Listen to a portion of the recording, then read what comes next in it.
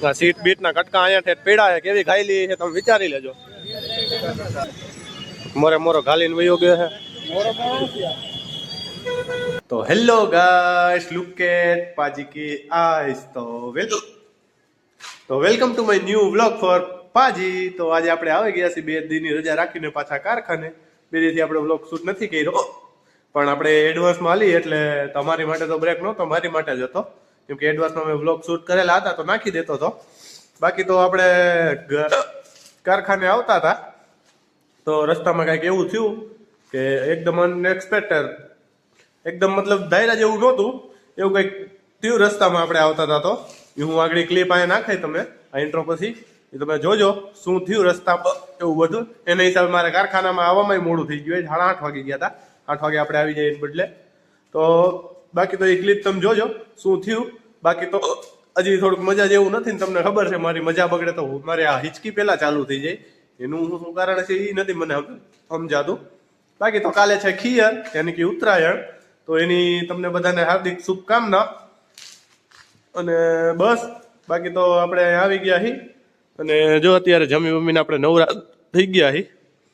અને મારી અવાજમાં થોડાક લોચા છે તો એડજસ્ટ કરજો વળી પાછા ઉચકીના હિસાબે.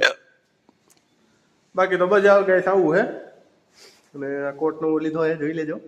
સારો લાગતો હોય તો કહેજો મને કોમેન્ટમાં. બાકી તો બસ આપણે જમી કારવીને થઈ ગયા એકદમ ફ્રી. અને હવે પાછું મશીન ચાલુ કરીએ. તો મશીન હવે કરી દઈ ચાલુ. ટાઈમ થઈ ગયો હે, રાતના 12 વાગી ગયા હે. જોઈ લેજો ઘડી જો તમને દેખાતું હોય તો 12 વાગી ગયા હે. તો ચાલો મશીન ચાલુ કરી દઈએ, મળીએ આપણે રાતે. યાદ આવશે તો, નહીં આવે તોય પણ ઠીક થઈ ગયો હરખાઈનો. ગાડી ઠોકાઈ ગઈ એટલે મોરે મોરો ઘાલીને વયો ગયો છે. ટ્રાફિક થઈ ગયો છે અહીંયા હરખાઈનો, ગાડી ઠોકાણી એના હિસાબે.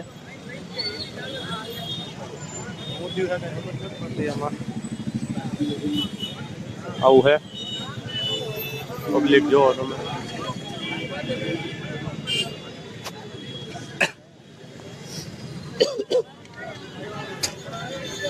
સીટ બીટ ના કટકા અહીંયા ઠેઠ પીડા છે, કેવી ખાઈ છે તમે વિચારી લેજો.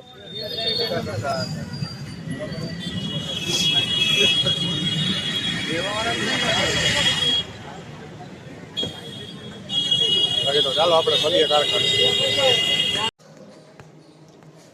તો ગાઈસ હવે આપણે કારખાનેથી જઈએ છીએ ઘરે. હવાર પડી ગઈ છે. મશીન તો 3 વાગ્યા સુધી જાય હતો, પછી હુઈ ગયો હતો હું, મજા જેવું નહોતું એટલે. તો બાકી તો હવે મશીન કરી દીધું એ બધું બંધ. અને ઘરે જવાનો ટાઈમ થઈ ગયો હે, 9 વાગી ગયા, મોડું થઈ ગયું હે. તો 8 વાગે ઉઠીને પાછું મશીન ચાલુ કર્યું, 1 કલાક હાઈકું પાછું. તો વાગી ગયા આપણો ટાઈમ થઈ ગયો છે 9, 9:30 થઈ ગયા છે. તો ચાલો હવે આપણે ઘરે જઈએ. તો રસ્તામાં અથવા તો ઘરે મળીએ આપણે. બાકી તો એ બધું બંધ કરી દીધું છે. આપણો બેગ લઈ લઈએ સાથે.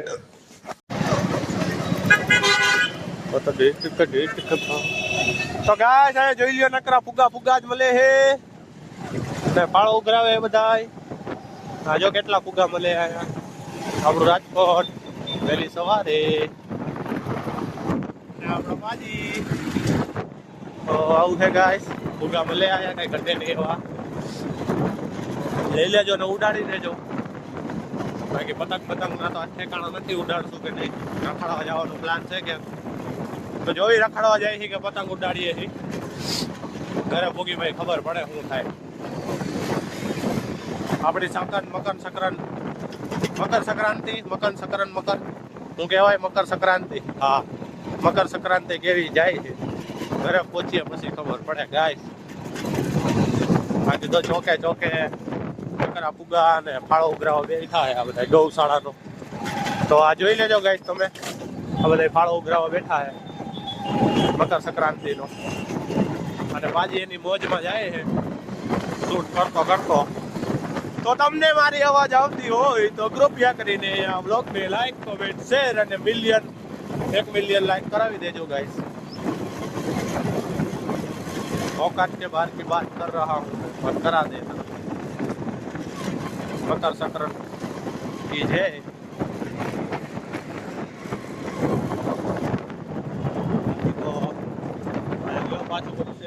ફોર્ચ્યુન હોટલમાં એવું લાગે છે. તો આપણે ગાડી ઊભી રાખવાની થતી છે નહીં. ને ગાઈસ અહીંયા રાતે એક્સિડન્ટ પણ થઈ ગયું હતું. અહીંયા જો હજી એક્ટિવા હળે છે. આપણે રાતે આવ્યા હતા ને, એક્સેસનું એક્સિડન્ટ થઈ ગયું તો હજી એક્સેસ એમને ભેડી આવ્યા. મોટી ગાડી તો ઉપાડી ગયા ક્રેટા, એક્સેસ હજી ભેડી છે. તો એવું છે. બાકી તો મકર સંક્રાંતિની જય આપણે હાર્દિક શુભકામના પાજીની તરફથી. અને ચાલો આપણે મળીએ ઘરે પોગીને. ઘરે